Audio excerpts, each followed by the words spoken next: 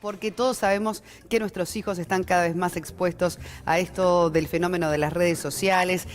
Muchos padres, lógicamente, no pertenecemos a esa generación, ¿verdad?, que ha nacido ya con esa nueva modalidad de las redes. Entonces, bueno, adaptarnos no es tarea sencilla, pero sobre todo hay información que tenemos que manejar para estar tranquilos de que nuestros hijos están bien o que están haciendo las cosas bien con respecto a esa información y demás que reciben de las redes. Y para ello está la psicóloga Silvana Sotolano. ¿Cómo estás? Feliz Día de la Madre también. Muchas gracias. Pasó lindo, no paramos de comer, es lo que hablamos. Creo que todos tuvimos un atracón el domingo. Se ve que el Día de la Madre nos lleva a esta cuestión de la alimentación y todo, pues los comentarios de todo el mundo es que sí, bueno, que se comió mucho. Hubo mucho exceso el domingo. Bueno, estamos con un tema que es muy interesante, que es esto de las redes, como decías recién, Soledad. Los niños de ahora son nativos digitales, nacen en un mundo donde no es cómo acostumbrarse, como tenemos que hacer nosotros, o cómo pensar en integrar esto que está pasando a nuestra vida cotidiana, sino que ellos forman parte de su vida cotidiana desde el momento en que llegan al mundo.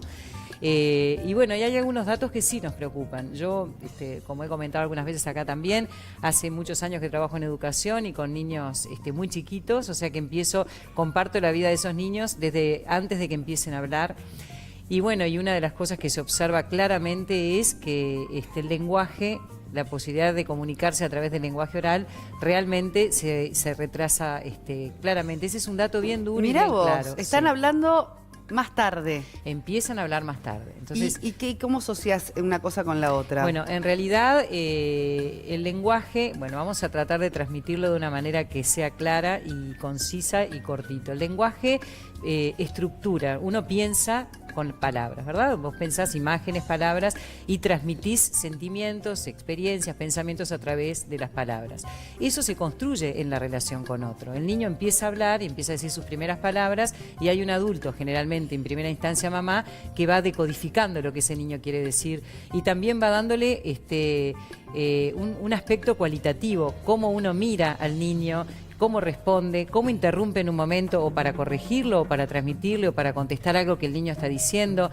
Esta exposición temprana a las pantallas implica que todo este proceso, no solo del lenguaje, pero ahora hablando del lenguaje, empiece a generarse de una manera distinta. Vos ves a un niño chiquito... Hay menos interacción, en definitiva, además. Exactamente. ¿Por qué? Porque el psiquismo se construye en relación a otro.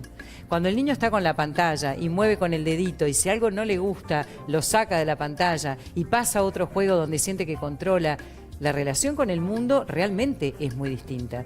A ver, el límite en esta relación la pone el niño, para empezar. Busca aquel juego que pueda controlar, que pueda manejar. O sea, el lenguaje oral pasa realmente a tener una importancia mucho menor que cuando el niño tenía que comunicar y tenía que transmitir lo que le pasaba a un otro que lo mira, le contesta. Esto que se llama la construcción de la intersubjetividad, o sea, porque hay una relación con otro que va dándole también al niño una imagen de sí mismo, es de las cosas que más se alteran en la exposición a las pantallas. Pero no nos vamos a poner, yo me acuerdo hace muchísimos años que mi abuelo decía, cuando estaba la radio era mejor porque uno se juntaba con otros, después apareció la televisión y esto cambió. Entonces, no caer en algo que ya llegó, que se quedó con nosotros, sino ver cómo hacer para integrarlo. Bueno, ¿y cómo complementamos esa exposición que es inevitable, verdad? Con las redes, decía, pero es internet en definitiva. Sí.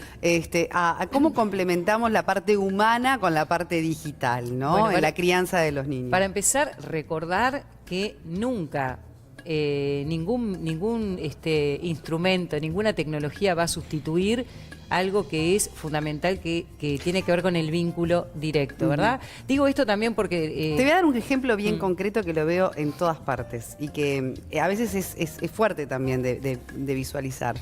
Pero se ven muchos padres que, por ejemplo, en un restaurante o a la hora de la comida, bueno, el pequeño come frente a una pantalla, ¿no? Por eso, pero hay varias cosas. Primero, los estudios y las investigaciones claramente hablan de que el niño no debería exponerse a las pantallas antes de los 2 años. Justamente porque en esos primeros 2 años la construcción de la parte emocional y del psiquismo es fundamental y la construcción del lenguaje. El niño hacia los 2 años es cuando empieza a poder utilizar el lenguaje como medio de comunicación. Y por esto que te digo que se atrasa la adquisición, cuanto más pantallas, más tarde aparece. Para seguir, a partir de los 2, 3 años, no deberían de estar expuestos más de 1 hora. Acá el tema, que es algo que dijiste tú recién, que complica, es que los referentes adultos, mamá y papá sobre todo, estamos prendidos muy frecuentemente al tema del celular. Entonces, estamos dando un mensaje doble. Le decimos al niño que no agarre más el celular, que no esté más con la tablet, que deje los jueguitos, pero apenas tenemos 2 segundos. Yo veo situaciones donde los niños les dicen, te estoy hablando, vas a dejar el celular. Entonces, ahí ya para empezar, ponernos a pensar qué nos pasa a nosotros con esto, ¿no? Que es otro tema, pues estamos hablando del niño y el desarrollo del niño, pero a ver, el primero que está enganchado, que estamos enganchados de una manera excesiva con el celular, somos nosotros. Viste que ahora te usan la palabra viciado, bueno, los chicos. pero además... estás viciado, pero estás claro, viciado con el celular. ¿Qué pasa? De alguna manera, lo que hay detrás de esto, que es un tema para desarrollar en otra nota, pero es esta cuestión de sentir que podemos estar en todos lados, aunque estemos metidos en nuestro cuarto de 3x2. O sea, y eso es lo que al niño le estamos enseñando. Miramos lo que está haciendo fulana el otro lado del mundo, nuestro marido si está conectado, si nuestra amiga contestó o nos clavó el visto, o sea, estamos permanentemente conectados. Esto también es un ejemplo que le estamos dando al niño, donde el primero que no está hablando tanto con el niño es el adulto. Está comprobado, por ejemplo, que tener una televisión prendida, sin sentido, que no la estás mirando, pero que está ahí prendida en la vuelta, altera muchísimo esto de la comunicación. El niño está recibiendo un mensaje permanente y algo dicho por otro donde ni siquiera tiene un sentido. Entonces, por un lado es... ¿qué tiempo exponemos, o a qué tiempo el niño está expuesto, el tiempo reloj? Y por otro lado, el contenido de lo que el niño accede a ver. Porque hay otro tema complejo, por suerte hay aplicaciones que protegen más eso, pero la solución esta rápida de darle el celular mientras estamos hablando con una amiga o que se entretenga, hace que el niño acceda muchas veces a una cantidad de contenidos para los cuales no está preparado. Y no estoy hablando ni siquiera de contenidos graves, sino de dibujitos que no están con su temática a la altura de lo que el niño puede comprender en ese momento, que no tiene un sentido productivo. Hay algunas aplicaciones, hay algunas películas que en realidad aportan y hay otras cosas que no aportan nada. Entonces también estar un poco atentos a ver qué es lo que el niño está manejando en forma permanente, ¿no? Bien, bueno, entonces para redondear y frente a esas situaciones así de buscar, bueno, algo que los entretenga mientras mamá tiene que hacer una tarea o poniéndole un límite.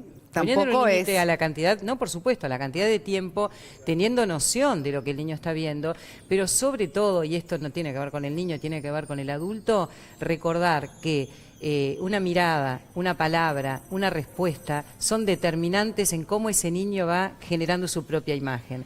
La omnipotencia y la fantasía de control que da la tecnología, porque cambiás cuando algo te frustra, porque sacás lo que no te interesa, porque no acertás un juego, entonces ese juego ya no interesa, realmente genera una sensación de una falta de frustración muy exactamente, grande, que está en la base de una cantidad de otros problemas mayores que aparecen más adelante. Bien, ¿no? Bueno, y ni que hablar, sumarle a esto la Play, ¿no? Y todos los juegos a los que están expuestos y que por supuesto hoy por hoy están en la lista, el top 3 de las preferencias, ¿no? Todo lo que tiene que ver con el mundo digital. Bueno, interesante, así que quizás de proponernos un momento en la casa, ¿no? En el hogar de desenchufe. Absolutamente, ¿no? Donde no haya pantallas. No tener miedo a decir, bueno, apagón de lo digital por un tiempo y conectemos, ¿no? El cara a cara. Sí, una de las cosas importantes... Primero los adultos tenemos que poder lograrlo. Exacto, y tiene que ver con el encuentro visual, por eso te decía, la forma en que ese niño es escuchado, porque para que el niño se sienta valioso,